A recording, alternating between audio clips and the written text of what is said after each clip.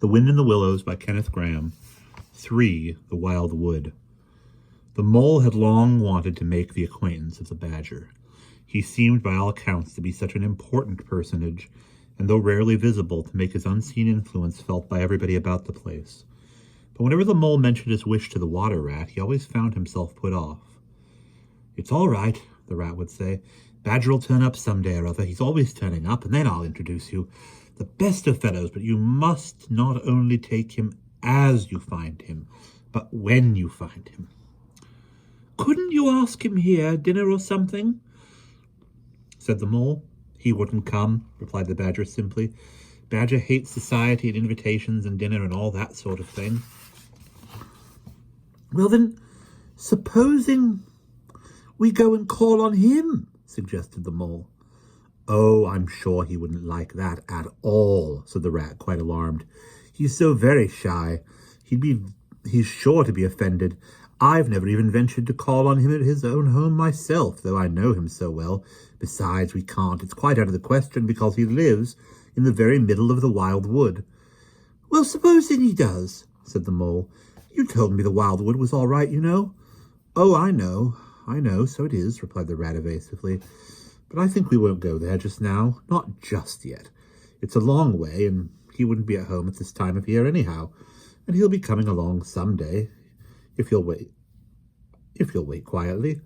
The mole had to be content with this, but the badger never came along, and every day brought its amusements, and it was not till summer was long over, and cold and frost and miry waves kept them indoors, and the swollen river raced past outside their windows with a speed that mocked at boating of any kind or sort, that he found his thoughts dwelling again with much persistence on the solitary gray badger who lived his own life by himself in his hole in the middle of the wild wood. In the winter time the rat slept a great deal, retiring early and rising late. During his short day he sometimes scribbled poetry or did other small domestic jobs about the house, and of course there were always animals dropping in for a chat, and consequently there was a good deal of storytelling and comparing notes on the past summer and all its doings. Such a rich chapter it had been, when one came to look back on it all, with illustrations so numerous and so very highly colored. The pageant of the river bank had marched steadily along, unfolding itself in scene pictures that succeeded each other in stately procession.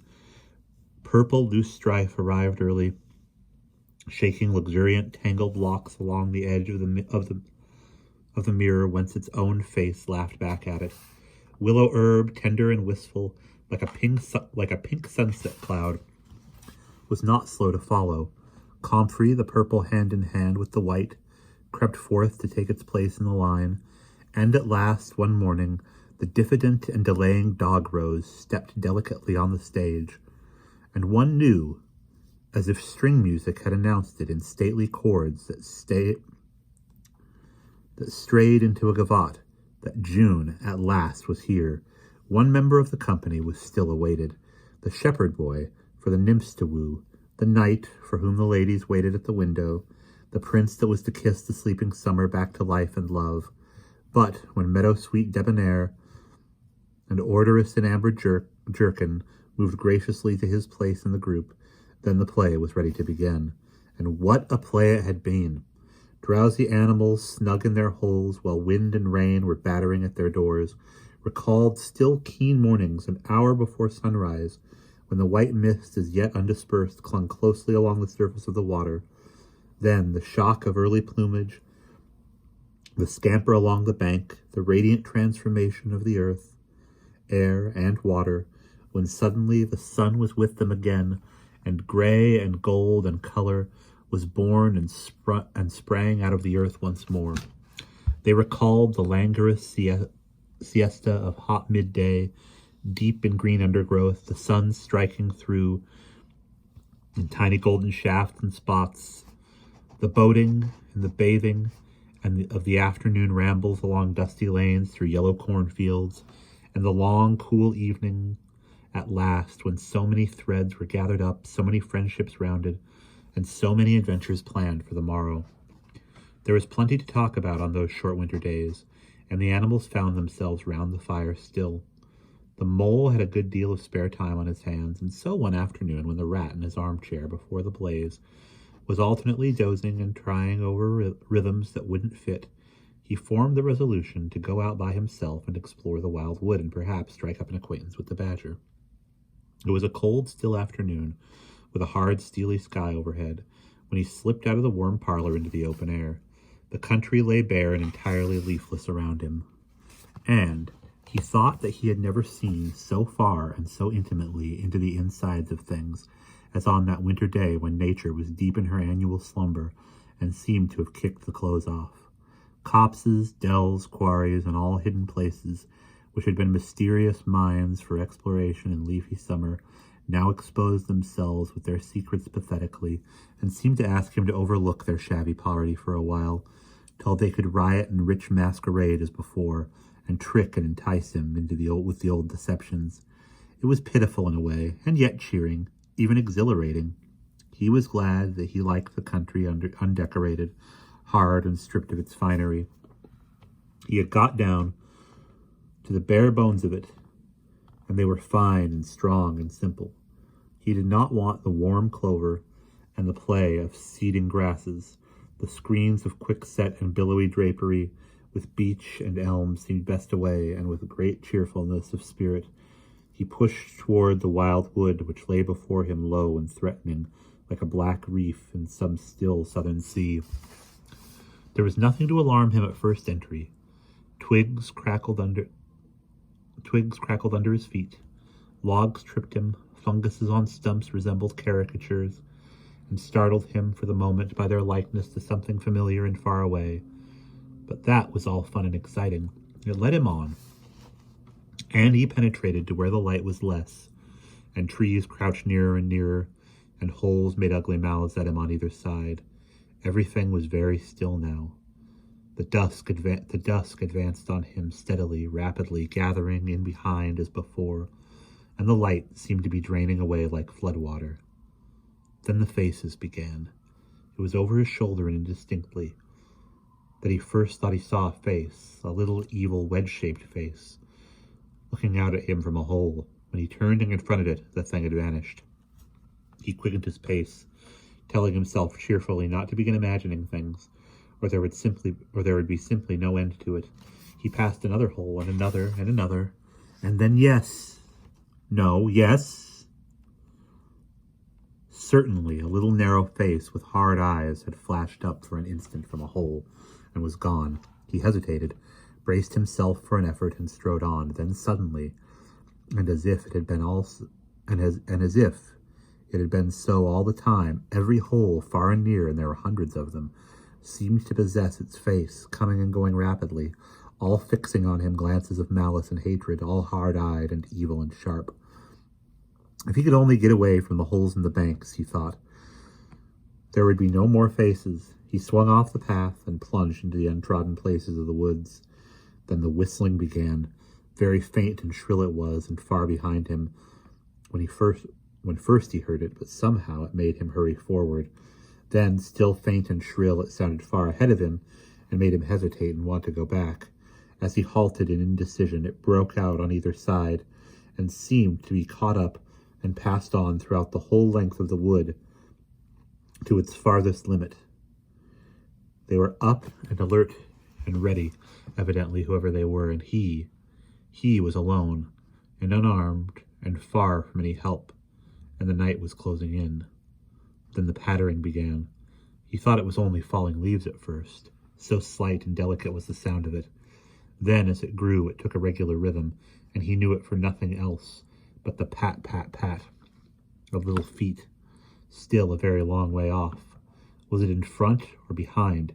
It seemed to be first one, and then the other, then both. It grew and it multiplied, till from every quarter, as he listened anxiously, leaning this way and that, it seemed to be closing in on him. As he stood still to hearken, a rabbit came running hard toward him through the trees. He waited, expecting it to slacken pace or to swerve from him into a different course. Instead, the animal almost brushed him as it dashed past, his face set and hard, his eyes staring. "Get out of this, you fool! Get out!" the mole heard him mutter as he swung round a stump and disappeared down a friendly burrow. The pattering increased till it sounded like sudden hail on a dry leaf carpet spread around him. The whole wood seemed running now, running hard, hunting, chasing, closing in around something or somebody. In panic, he began to run too aimlessly, he knew not whither. He ran up against things, he fell over things and into things. He darted under things and dodged round things. At last he took refuge in a deep dark hollow of an old beech tree, which offered shelter, concealment, perhaps even safety. But who could tell? Anyhow, he was too tired to run any farther, and could only snuggle down into the dry leaves which had drifted into the hollow and hope he was safe for a time. And as he lay there, panting and trembling, and listened to the whistlings and the patterings outside, he knew it at last, in all its fullness, that dread thing which other little dwellers in field and hedgerow had encountered here, and knew as their darkest moment, that thing which the rat had vainly tried to shield him from, the terror of the wild wood. Meanwhile, the rat, warm and comfortable, dozed by his fireside, his paper half finished. Verses slipped from his knee. His head fell back, his mouth opened, and he wandered by the verdant banks of dream rivers.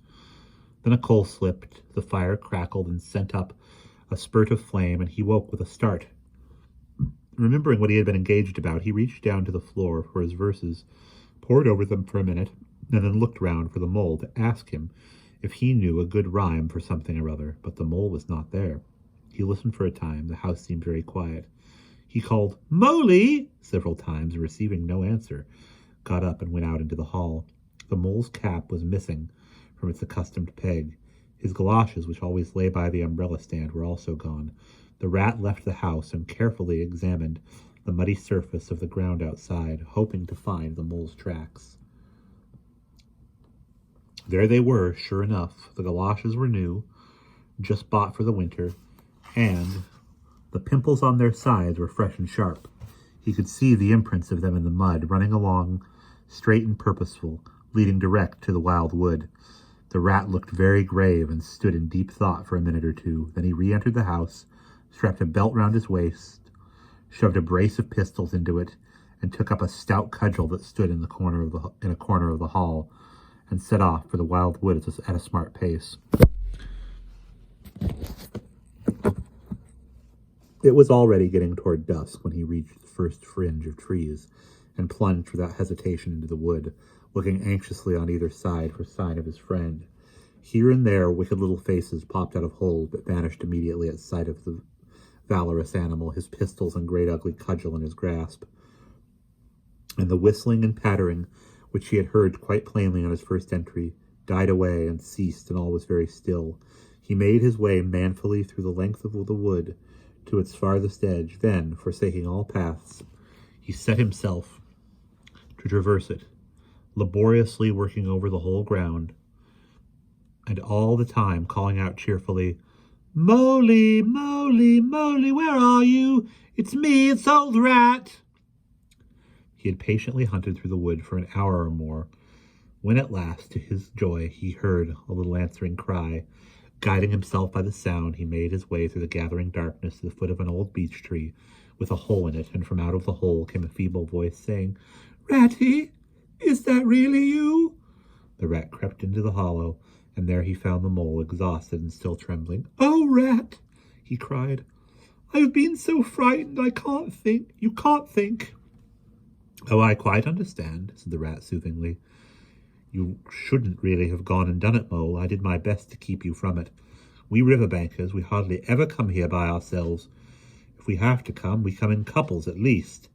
Then we're generally all right. Besides, there are 100 things one has to know, which we understand all about, and you don't as yet. I mean passwords and signs and sayings which have power and effect, and plants you carry in your pocket, and verses you repeat, and dodges and tricks you practice. All simple enough when you know them, but they've got to be known if you're small, or you'll find yourself in trouble. Of course, if you were Badger or Otter, it would be quite another matter." "Surely brave Mr. Toad wouldn't mind coming here by himself, would he?" inquired the Mole. "Old Toad? said the rat, laughing heartily. He wouldn't show his face here alone, not for a whole hatful of golden guineas, Toad wouldn't. The mole was greatly cheered by the sound of the rat's careless laughter, as well as by the sight of his stick and his gleaming pistols, and he stopped shivering and began to feel bolder and more himself again. Now then, said the rat presently, we really must pull ourselves together and make a start for home, while there's still a little light left. It will never do to spend the night here, you understand. Too cold, for one thing.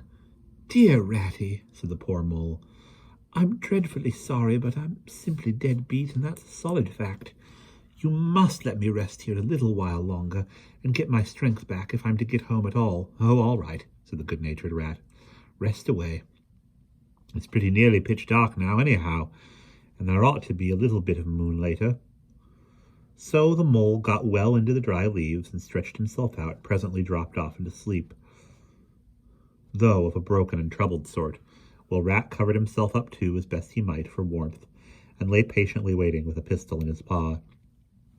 When at last the mole woke up, much refreshed and in his usual spirits, the rat said, Now then, I'll just take a look outside and see if everything's quiet, and then we really must be off.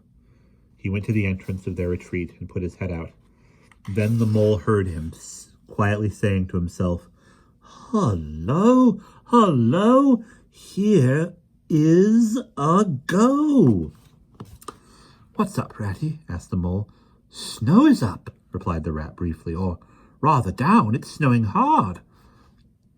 The mole came out and crouched beside him, and looking out saw the wood that had been so dreadful to him in quite a changed aspect. Holes, hollows, pools, pitfalls, and other black menaces to the wayfarer were vanishing fast, and a gleaming carpet of fairy was springing up everywhere that looked too delicate to be trodden upon by rough feet. A fine powder filled the air and caressed the cheek with a tingle in its touch, and the black boles of the trees showed up in a light that seemed to come from below.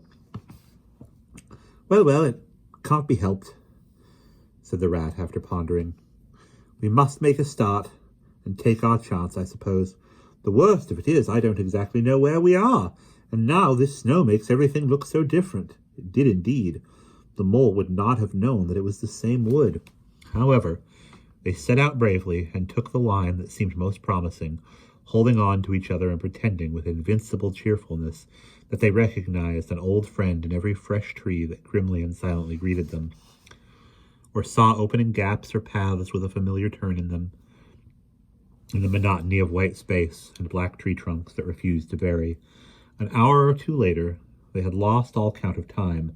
They pulled up, dispirited, weary, and hopelessly at sea, and sat down on a fallen tree trunk to recover their breath and consider what was to be done. They were aching with fatigue and bruised with troubles.